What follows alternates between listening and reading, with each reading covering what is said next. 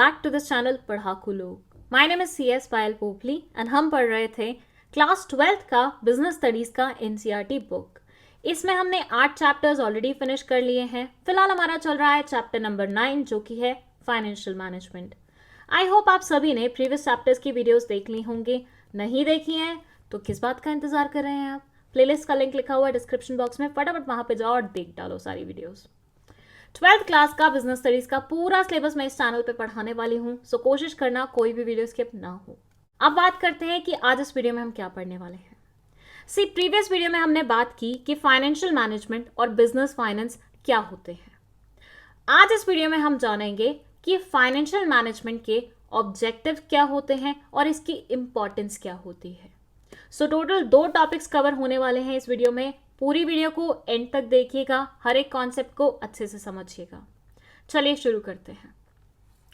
सबसे पहले बात करते हैं ऑब्जेक्टिव्स ऑफ फाइनेंशियल मैनेजमेंट के बारे में कि ये जो फाइनेंशियल मैनेजमेंट कोई भी कंपनी करती है उसका क्या ऑब्जेक्टिव होता है, किस एम के साथ ये की जाती है।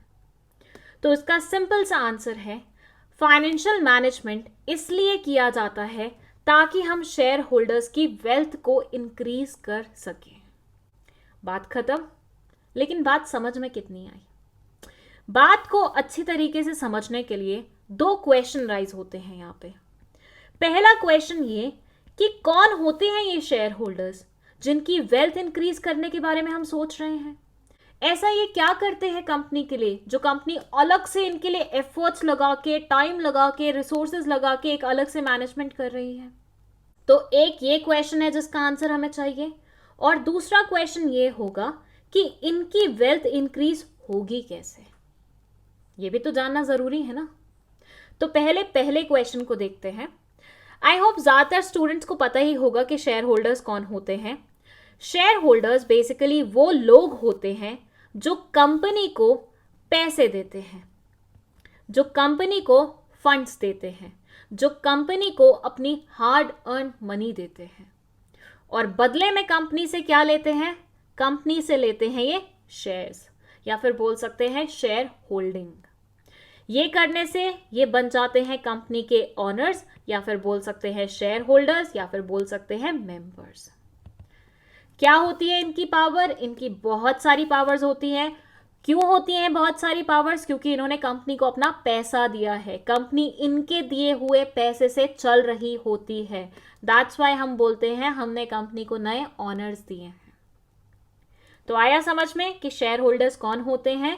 ये वो लोग होते हैं जिन्होंने कंपनी को पैसा दिया होता है जिसकी वजह से कंपनी चल पा रही है। इसीलिए कंपनी के लिए इतने इंपॉर्टेंट होते हैं, जिसके लिए कंपनी इतना सोच रही है कि फाइनेंशियल मैनेजमेंट का पूरा प्रोसेस कंप्लीट कर रही है। आई होप पहले क्वेश्चन का आंसर आपको मिल गया। Now let's move to second question कि इनका वेल्थ इंक्रीज होगा कैसे। अगर हमें शेयर होल्डर्स की वेल्थ को इंक्रीज करना है तो ऑब्वियसली हमें इनके असेट्स की वैल्यू को इंक्रीज करना होगा, राइट? इनके असेट्स हैं क्या? अभी मैंने आपको बताया ये कंपनी को पैसा देते हैं और बदले में लेते हैं उनसे क्या? शेयर्स। तो शेयर्स इनके असेट्स हो गए। अगर हम इनके शेयर्स के प्राइसेस राइज करवा दें तो क्या इनके असेट्स के प्राइसेस राइज नहीं हो रहे? क्या इनकी वेल्थ इंक्रीज नहीं हो जाएगी? बिल्कुल हो जाएगी। सो हमें कुछ नहीं करना है, हमें इनके शेयर्स के प्राइसेस को राइज करवाना है। अगर किसी शेयर होल्डर ने एक शेयर 100 रुपए का लिया है तो हमें मेक श्योर करना है कि आज की डेट में इसका शेयर का प्राइस 1000 रुपए हो जाए। इससे क्या होगा कि इन्वेस्ट तो इसने सिर्फ 100 रुपए किए थे, लेकिन आज इसे 1000 रुपए उसके बदले में मिल रहे हैं। मतलब पूरा 900 रुपए का मुनाफा हो रहा है। पूरा 900 रुपए से इसके असेट का प्राइस इंक्रीज हो रहा है, अमाउंट वैल्यू इंक्रीज हो रही है। तो हो गया ना ये वेल्दी, ऑब्वियसली। तो शेयर होल्डर्स की वेल्थ को इंक्रीज करने के लिए कुछ नहीं करना पड़ेगा, इनके द्वारा हेल्ड किए हुए शेयर्स का प्राइस हमें राइज करवाना पड़ेगा। और वो कैसे हो सकता है? वो हो सकता है फाइनेंशियल मैनेजमेंट से। तो फाइनेंशियल मैनेजमेंट का ऑब्जेक्टिव कुछ नहीं है, सिंपल सा है कि शेयर होल्डर्स की वेल्थ को इंक्रीज करना है, जो कैसे होगी, शेयर्स के प्राइजेस इंक्रीज करवा के। अब पढ़ लेते हैं थ्योरी में क्या लिखा हुआ है। It says the primary aim of financial management is to maximise shareholders wealth. Primary aim जो होता है फाइनेंशियल मैनेजमेंट का, वो होता है शेयर होल्डर्स की वेल्थ को मैक्सिमाइज कराना, जिसको हम वेल्थ मैक्सिमाइजेशन कॉन्सेप्ट के नाम से भी जानते हैं। The market price of company shares is linked to three basic financial decisions which you will study a little later. Company के जो शेयर्स का मार्केट प्राइस होता है ना, वो 3 बेसिक फाइनेंशियल डिसीजंस के ऊपर बेस्ड होता है, और इन डिसीजंस के बारे में हम थोड़ी देर बाद पढ़ेंगे, मतलब इसी चैप्टर में पढ़ेंगे, लेकिन बाद में पढ़ेंगे। मैं बाद में ये करूँगी कि यहाँ पे ना इस वीडियो में लिंक लगा दूंगी आई बटन में, उस पर आप क्लिक कर लीजिएगा और आपको देखने को मिल जाएगी वीडियो, बट ऑब्वियसली वो बाद में आने वाली है, तो हो सकता है जिस टाइम पे आप ये वीडियो देख रहे हैं उस तक ये नहीं आई हो।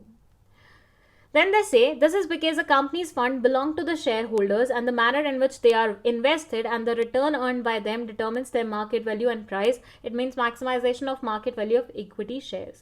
ये बोलते हैं कि कंपनी जिन फंड से रन हो रही है वो बेसिकली किसने दिए हैं, शेयर होल्डर्स ने दिए हैं, इसलिए इनकी वेल्थ को इंक्रीज करना कहीं ना कहीं हमारी रिस्पॉन्सिबिलिटी बन जाती है, जो कि हम पूरी करते हैं फाइनेंशियल मैनेजमेंट की मदद से। Those financial decisions are taken which will ultimately prove gainful from the point of view the shareholders. जो ये 3 फाइनेंशियल डिसीजंस है ना, जिनके बारे में हम बाद में बात करने वाले हैं, इन्वेस्टमेंट, फाइनेंसिंग और डिविडेंड डिसीजन, इन तीनों को हम लेते हैं शेयर होल्डर्स को ध्यान में रखते हुए। मतलब जब भी हम ये डिसीजंस पे अपना राय दे रहे होते हैं, ओपिनियन ले रहे होते हैं, या फिर डिसाइड कर रहे होते हैं, अल्टीमेट कॉल ले रहे होते हैं, तो हम शेयर होल्डर्स को दिमाग में रखते हैं, क्योंकि अल्टीमेटली हमारे डिसीजंस इस प्रकार के होने चाहिए कि शेयर होल्डर्स की वेल्थ उससे मैक्सिमाइज हो। भैया मेन गोल आपको पता है क्या है, मेन गोल है कि शेयर होल्डर्स की वेल्थ को इंक्रीज करना है, तो अब हमें सारे अपने काम उस गोल को ध्यान में रखते हुए करने पड़ेंगे ना, तो बस वही चीज लिखी हुई है। Then they say all financial decisions, major or minor, the ultimate objective that guides the decision maker is that some value addition should take place. Organisation में जितने भी फाइनेंशियल डिसीजंस होते हैं, चाहे वो छोटे होते हैं चाहे वो बड़े होते हैं, वो सारे इसी ऑब्जेक्टिव को दिमाग में रख के लिए जाते हैं कि अल्टीमेटली कुछ ना कुछ वैल्यू एडिशन होना चाहिए शेयर होल्डर्स की वेल्थ में। ठीक है, तो ऑब्जेक्टिव आई होप आपको समझ में आ गया है फाइनेंशियल मैनेजमेंट का। Now let's move to the importance of financial management. Importance में टोटल 5 पॉइंट्स हैं, जिनको एक एक करके हम समझेंगे, starting with the first one, the size and composition of fixed assets of the business. ये क्या बोलता है, देखो मैंने थोड़ी देर पहले बात की थी कि 3 फाइनेंशियल डिसीजंस के बारे में हम इस चैप्टर में पढ़ेंगे, राइट? दो अभी हम डिटेल्ड वे में नहीं पढ़ रहे हैं, लेकिन ये सारे इंपॉर्टेंस के पॉइंट्स जानने के लिए ना थोड़ा बहुत इन डिसीजंस के बारे में आपको पता होना चाहिए, तो हल्की फुल्की बात कर लेते हैं इनके बारे में। इन 3 फाइनेंशियल डिसीजंस में ना एक डिसीजन होता है इन्वेस्टमेंट रिलेटेड, उसको हम बोलते हैं इन्वेस्टमेंट डिसीजन। जैसे कि नाम से समझ में आ रहा है, इसमें ऑब्वियसली कंपनी कहाँ कहाँ कितना कितना किस असेट में इन्वेस्ट करेगी उसके बारे में बात की जाती है। क्या बोला मैंने यहाँ पे, कंपनी कहाँ कहाँ कितना कितना कौन कौन से असेट में इन्वेस्ट करेगी उसके बारे में बात की जाती है। यूजुअली इसमें हम लॉन्ग टर्म इन्वेस्टमेंट्स के बारे में बात करते हैं। लॉन्ग टर्म इन्वेस्टमेंट्स कौन सी होती हैं, जो बहुत सालों के लिए की जाती है, इसको हम कैपिटल बजटिंग डिसीजन भी बोलते हैं, जो लॉन्ग टर्म असेट्स में इन्वेस्ट करना है ना उसको। और ये सारा तामझाम, ये सारे डिसीजन मेकिंग हम कहाँ कर रहे हैं, फाइनेंशियल मैनेजमेंट में कर रहे हैं। तो क्या अब हम इसके इंपॉर्टेंस में ये नहीं बोल सकते कि फाइनेंशियल मैनेजमेंट करके किसी भी कंपनी को ये पता चल जाता है कि उसे कहाँ कहाँ कौन से एसेट में कितना इन्वेस्ट करना है, बोल सकते हैं ना? तो बस वही तो है इसका फर्स्ट इंपॉर्टेंस का पॉइंट। ये बोलते हैं कि फाइनेंशियल मैनेजमेंट की मदद से हमें ये पता चल जाता है कि हमारे फिक्स एसेट्स का साइज क्या होने वाला है और कॉम्पोजिशन क्या होने वाली है। कॉम्पोजिशन का मतलब है कौन कौन से एसेट्स में इन्वेस्ट करना है, मतलब हमारे टोटल एसेट्स, हमारे फिक्स एसेट्स किस किस चीज़ को मिलके बनेंगे, और साइज भी ऑब्वियसली हमें इसी के थ्रू पता चल जाएगा। यहाँ ये बोलते हैं for example a capital budgeting decision to invest a sum of ₹100 crore in fixed assets block by this amount. अगर हम डिसाइड करते हैं कैपिटल बजटिंग डिसीजन में कि हमें 100 करोड़ इन्वेस्ट करना है फिक्स असेट्स में, तो फिक्स असेट्स का टोटल साइज रेज हो जाएगा 100 करोड़ से। मतलब अभी तक अगर मान लीजिए आपके 7 करोड़ फिक्स असेट का साइज था, तो 100 करोड़ इसमें ऐड हो जाएगा और टोटल साइज बन जाएगा आपका 10। ठीक है, ये बोलता है the quantum of current assets and it's breakup into cash, inventory and receivables. इसका क्या मतलब है? अब इस पॉइंट को समझाने के लिए ना मैं एक एग्जांपल देती हूँ। ऐसे इमेजिन करो ये एक कंपनी है जिसके पास है 5 मशीन्स। हर मशीन को रन करने के लिए 2 इंसानों की रिक्वायरमेंट होती है। तो अब यहाँ पे 10 लोग काम कर रहे हैं इन 5 मशीन्स पे। क्या बोला मैंने? एक कंपनी है जिसके पास 5 मशीन्स हैं और हर मशीन पे 2 इंसान रिक्वायर्ड होते हैं काम करने के लिए। तो टोटल 10 लोग इस पर्टिकुलर मशीनरी पे काम कर रहे हैं, मतलब इन 5 मशीन्स पे काम कर रहे हैं। अब ये हुआ कि कंपनी ने लिया एक इन्वेस्टमेंट डिसीजन। क्या डिसीजन लिया? कि 5 और मशीन्स खरीद के लाते हैं। जब भी कंपनी नई मशीनरी परचेज करती है तो वो असेट्स परचेज कर रही है। तो असेट्स में कभी भी हम पैसा लगाते हैं तो वो हमारा इन्वेस्टमेंट कहलाया जाता है। तो कंपनी ने की है 5 मशीन्स में इन्वेस्टमेंट, इसलिए इसे इन्वेस्टमेंट डिसीजन भी बोला जा रहा है। अब यहां सोच के देखना, अगर हर एक मशीन पे काम करने के लिए 2 लोग रिक्वायर्ड थे, तो क्या ये सिर्फ 10 लोग ही नई 5 मशीनरी पे भी काम कर लेंगे? आंसर है नहीं। नई 5 मशीनों के लिए अलग से 10 लोग हायर करने पड़ेंगे। पहले आप सिर्फ 10 लोगों को सैलरी दे रहे थे, अब आपको 10 और लोगों को सैलरी देनी पड़ेगी।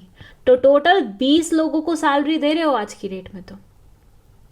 तो ये क्या बोलते हैं कि जब भी कंपनी फिक्स एसेट्स में इन्वेस्टमेंट इंक्रीज करती है तो उसकी वजह से वर्किंग कैपिटल में भी कहीं ना कहीं इंक्रीज लाना पड़ता है।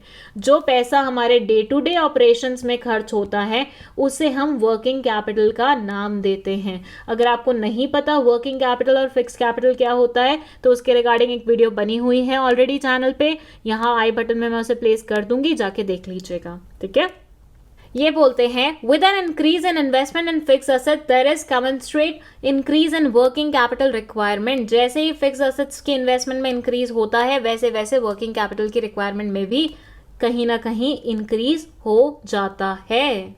तो यहां हम ये बोल सकते हैं कि फाइनेंशियल मैनेजमेंट कहीं ना कहीं हमारे करंट असेट्स को भी इन्फ्लुएंस करता ही करता है। इट्स नॉट लाइक कि वो सिर्फ फिक्स असेट्स पे फोकस कर रहा है और फिक्स असेट्स के बारे में ही बात कर रहा है, वो करंट असेट्स को भी डायरेक्टली और इनडायरेक्टली इन्फ्लुएंस कर देता है। नेक्स्ट पॉइंट है the amount of long term and short term funds to be used. ये क्या बोलता है? किसी भी कंपनी को चलाने के लिए पैसे की आवश्यकता होती है, फंड्स की रिक्वायरमेंट होती है, मानते हैं? अब ये फंड्स की रिक्वायरमेंट ना 2 अलग अलग किस्म की होती है। पहली रिक्वायरमेंट होती है लॉन्ग टर्म फंड्स की। ऐसे फंड्स जो कि कंपनी में लंबे समय के लिए ऑक्यूपाइड रहते हैं, एंगेज रहते हैं। फॉर एग्जाम्पल, मशीन खरीदनी है आपको। अब ऑब्वियसली एक बार मशीन खरीदोगे तो वो सालों साल कंपनी के पास रहेगी, तो उसमें अटका हुआ पैसा सालों साल कंपनी में अटका रहेगा। तो मशीनरी को परचेज करने के लिए जो फंड्स आपने यूज किए उसे आप लॉन्ग टर्म फंड्स का नाम देंगे। वहीं पे सेकंड जो रिक्वायरमेंट होती है फंड्स की वो होती है शॉर्ट टर्म फंड्स की। इसके एग्जाम्पल में आप ले सकते हैं सैलरी, मंथली इलेक्ट्रिसिटी बिल। अब ये सब क्या है? ये आपके डे टू डे एक्सपेंडिचर्स के लिए आपने जो पैसा स्पेंड किया है वो वाले फंड्स हैं। क्या ये लॉन्ग टर्म तक आपकी कंपनी में एंगेज रहेंगे? नहीं। तो एक होते हैं लॉन्ग टर्म फंड्स, दूसरे होते हैं शॉर्ट टर्म फंड्स। ये दोनों ही फंड्स की रिक्वायरमेंट कंपनी को होती है। अब बात करते हैं फाइनेंशियल मैनेजमेंट की।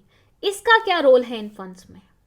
बेसिकली फाइनेंशियल मैनेजमेंट में हम एक डिसीजन ये भी लेते हैं कि हमें कितने लॉन्ग टर्म फंड्स चाहिए और कितने शॉर्ट टर्म फंड्स चाहिए। मतलब बेसिकली इन दोनों का प्रोपोर्शन कितना होगा ये भी हम फाइनेंशियल मैनेजमेंट में ही डिसाइड करते हैं। तो ये कहीं ना कहीं इस डिसीजन मेकिंग में भी मदद करता है, ये भी इसका एक इम्पॉर्टेंस है। चलिए let's move to next point. ये बोलता है breakup of long term financing into debt, equity etcetera. इसका क्या मतलब है भाई? देखो, 3 फाइनेंशियल डिसीजंस के बारे में हमने बात की थी, जिसमें पहला इन्वेस्टमेंट डिसीजन मैं आपको ऑलरेडी एक्सप्लेन कर चुकी हूं ब्रीफ में। अब बात करते हैं इसके सेकेंड डिसीजन के बारे में, दैट इज फाइनेंसिंग डिसीजन। यहां फाइनेंसिंग डिसीजन से रिलेटेड ही पॉइंट लिखा हुआ है। देखिए, फाइनेंसिंग डिसीजन में बेसिकली ये डिसाइड किया जाता है कि कंपनी कितना पैसा बोरोड फंड के रूप में लेना चाहती है और कितना पैसा ऑनर्स फंड के रूप में लेना चाहती है। ऑब्वियसली कंपनी चलाने के लिए पैसा तो आपको चाहिए ना, वो तो आपको कहीं ना कहीं से अरेंज करना पड़ेगा। तो वो पैसे में कितना प्रोपोर्शन बोरोड फंड का होगा और कितना प्रोपोर्शन ऑनर्स फंड का होगा, ये डिसाइड किया जाता है फाइनेंसिंग डिसीजन में। अगर चीजें समझ में नहीं आ रही हैं तो ज्यादा दिमाग पे लोड डालने की जरूरत नहीं है। एक बार तीनों फाइनेंशियल डिसीजन वाला वीडियो अपलोड हो जाएगा तो ये सारी चीजें आपको आसानी से सेंस बनाने लग जाएंगी। फिलहाल के लिए हल्का फुल्का जितना समझ में आ रहा है समझ लो, पूरा समझ में आ रहा है तो बहुत बढ़िया बात है। तो मैंने क्या बोला, फाइनेंसिंग डिसीजन में बेसिकली ये डिसाइड किया जाता है कि कितना हम पैसा डेट के रूप में लेना चाहते हैं और कितना पैसा हम इक्विटी के रूप में लेना चाहते हैं। बट मैम अभी तो आपने बोरोड और ऑनर्स फंड के बारे में बात की थी, ये डेट और इक्विटी कहां से आ गया? तो बेटा देखो, डेट हमारे लिए क्या होता है? उधारी का पैसा होता है। तो उस पैसे को क्या हम बोरोड फंड के नाम से नहीं बुला सकते? बिल्कुल बुला सकते हैं। वहीं पे इक्विटी में इन्वेस्ट करके कोई भी शेयर होल्डर कंपनी का क्या बनता है? ऑनर बनता है। तो उसके द्वारा दिया गया पैसा क्या हम ऑनर्स फंड नहीं बोल सकते? बिल्कुल बोल सकते हैं। तो डेट इक्विटी बोलो, बोरोड और ऑनर्स फंड बोलो, जो मर्जी बोल लो, दोनों कॉन्सेप्ट नहीं पता है, वीडियो ऑलरेडी बनी हुई है, आई बटन में जाके देख लेना और क्लैरिटी के साथ चीजें समझ में आ जाएंगी। सो फाइनेंसिंग डिसीजन के थ्रू फाइनेंशियल मैनेजमेंट हमारी मदद करता है ये डिसीजन मेकिंग करने में कि कितना प्रोपोर्शन हमें इक्विटी का रखना है लॉन्ग टर्म फाइनेंस में और कितना प्रोपोर्शन हमें डेट का रखना है लॉन्ग टर्म फाइनेंस में। तो इस प्रकार से फाइनेंशियल मैनेजमेंट एक और तरीके से हमारी मदद करता है प्रोपोर्शंस डिसाइड करने में। अब हम बात करते हैं हमारे लास्ट पॉइंट के बारे में, जो बोलता है all items in the profit and loss account, example interest, expense, depreciation etcetera, ये भी कहीं ना कहीं फाइनेंशियल मैनेजमेंट ही हमें बताता है। कैसे? देखो, कंपनी है, ठीक है, अभी हमने बात की फाइनेंसिंग डिसीजन में डिसाइड करती है कितना डेट लेना है, कितना इक्विटी में इन्वेस्ट करवाना है लोगों से, राइट? अगर मान लो कंपनी ने ज्यादा डेट लिया, इक्विटी बहुत कम रखी, तो यहां पे ज्यादा डेट का मतलब है ज्यादा इंटरेस्ट पे करना पड़ेगा। ज्यादा इंटरेस्ट पे करना पड़ेगा तो आपके एक्सपेंडिचर्स बढ़ जाएंगे। तो प्रॉफिट एंड लॉस अकाउंट में एक्सपेंडिचर्स बढ़े हुए नजर आएंगे। वहीं पे अगर कंपनी डिसाइड करती है कि हमें डेट कम रखना है, इक्विटी ज्यादा रखना है, तो इंटरेस्ट का अमाउंट कम हो जाएगा या इंटरेस्ट हो सकता है बिल्कुल निल हो, और डिविडेंड देना तो जबरदस्ती होता ही नहीं है। तो ऐसे में एक्सपेंडिचर्स क्या हो जाएंगे? कंपनी के कम हो जाएंगे। ये लॉजिक समझ में आया ना? डेट इंक्रीज होने से इंटरेस्ट क्यों इंक्रीज हो रहा है? जब हम किसी से लोन लेते हैं या जब हम डिबेंचर्स इशू करते हैं तो लोन के बदले में हमें इंटरेस्ट पे करना पड़ता है कि नहीं करना पड़ता है हर महीने? और डिबेंचर्स के रिटर्न में क्या हम इंटरेस्ट नहीं देते लोगों को?